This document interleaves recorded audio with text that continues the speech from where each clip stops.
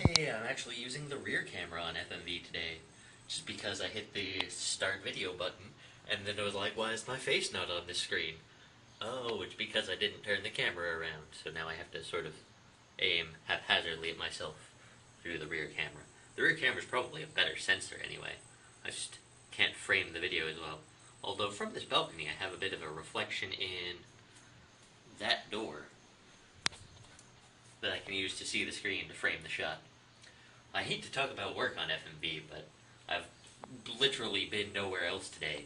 It's late outside, which is a thing that you're not used to, but it's still like 8:30, and I basically just got home and ate a little bit. I got some gas today. $50 worth. I think it was like 15 or so gallons. I think I'm going to try and establish a routine of getting gas on Monday afternoons, in part because I'm just a big fan of routines, and in other part because that'll allow me to have a good sense of how driving different places affects my fuel costs.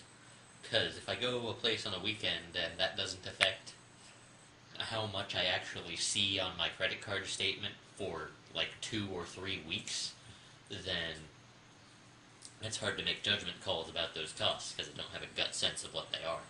I mean, you can do math, obviously, but I just have a big enthusiasm for routines anyway. Man, the other downside of the fact that I'm not using the front-facing camera is I can't see the timer. But today was a long day at work. I went in at 8 a.m. because I was nominally going to Proctor. Oh wow, this door is way more reflective than the other one even. Hello, other door. To proctor a test, the MCD that I had taken on the previous Wednesday and went home in part to do. And a lot of other people were not there at 8 a.m. as they were supposed to be. But then I had to stay there until everybody was done, which was nominally 10 hours after 8 a.m.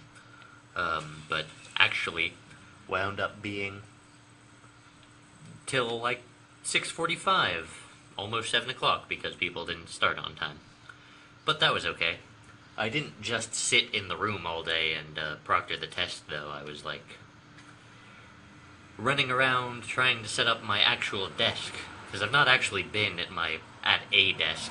We've all been in a training room that's like a repurposed conference room or something. Set up my computer so that I have an email client that is better than their amazingly bad webmail. Just absolutely garbage webmail. It's ridiculous how bad it is. Is there a hole in my water heater closet door? How long has that been there? Nah. That was not a cheat to look at the timer, but it turned out to be an opportunity to look at the timer. I'm a little disappointed in the quality of the technology at TCS, or the things that they use to internally operate. They use IBM Notes because, well, it is Notes because IBM has discontinued the Lotus brand, although everybody internally still calls it Lotus Notes. Which is understandable. I mean, that was a big, powerful brand for a long time. But it is not Gmail. Using Notes has made me appreciate how good Gmail is. And they have a proxy that does firewalling stuff and packet inspection and whatnot. I don't know specifically what it does, but in part at least it blocks access to YouTube and other things that would consume a lot of bandwidth. And that makes the whole internet really slow.